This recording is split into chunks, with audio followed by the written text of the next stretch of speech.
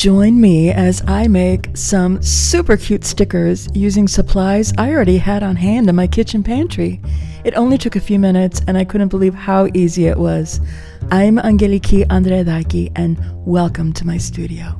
So the first thing I needed to do was to pick out what I was going to use to make the stickers. And although I've had it in mind lately to make a bunch of stickers using the coloring pages in my coloring books, I had these on hand. These were actually just silly little drawings, little doodles in my sketchbook that I had ended up coloring with alcohol markers and glitter gel pens and fine liner pens, just like I would in my coloring books. And they turned out so cute. I gave them a little fussy cut with a nice pair of scissors, and then I put them in this little container to keep on hand to use as fodder for my art journals. So I pulled a few flowers that I thought would work really well. I wanted them to seal tissue paper after I wrapped up some hand knit socks I was sending to my sons in New Jersey. And I took a look at the flowers, I pulled the pink ones, and I decided to go with the yellow ones. And then I grabbed some parchment paper from my kitchen pantry. I use this all the time for baking. Nothing special about it. I just cut off I pulled off a slice of it that was just, big enough to work with, make sure that there was room for both of my little doodles to fit on it. I grabbed some packing tape also in my kitchen pantry.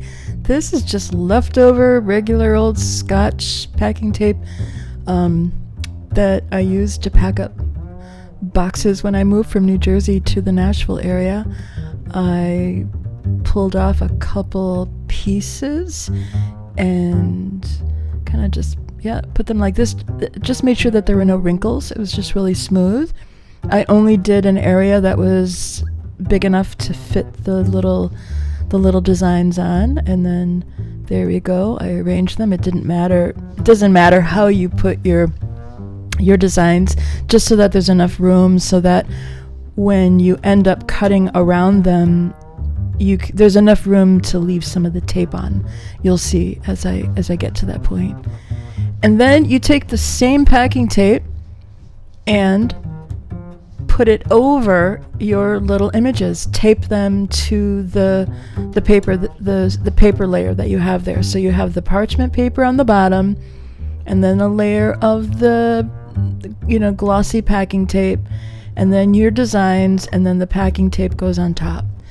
And then what I did is I just gave it a quick cut all around just to get rid of all that extra stuff so it was easy to work with. And then I used my special scissors that I use for fussy cutting up in my art studio.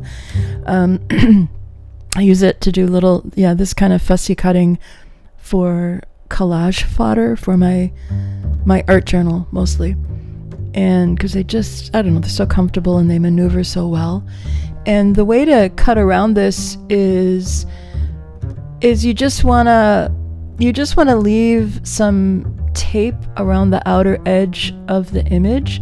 That's the piece that's going to stick to whatever you're going to stick it to. And then the fussy cutting doesn't need to be super perfect because the tape part is going to be invisible.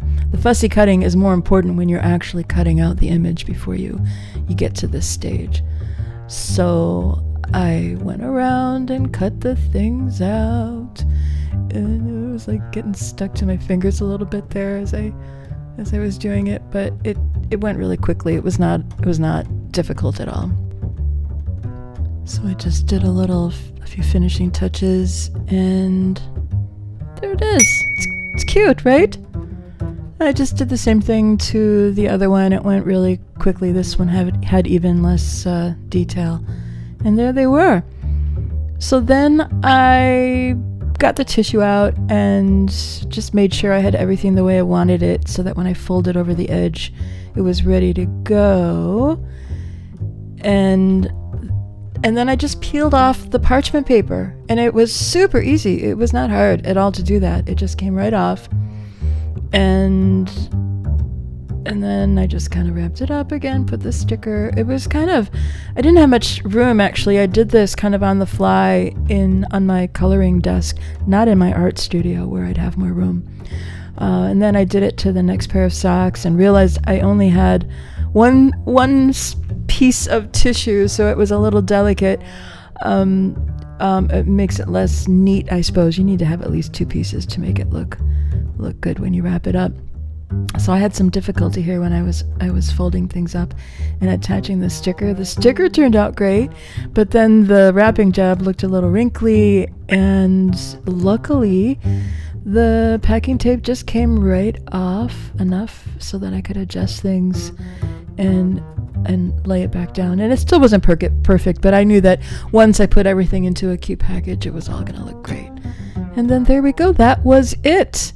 I am going to be posting more videos on this topic using coloring books. So if you'd like to learn and see how to do it soup to nuts, be sure to subscribe and check out the next video in the queue. And I'll catch you next time. Take care.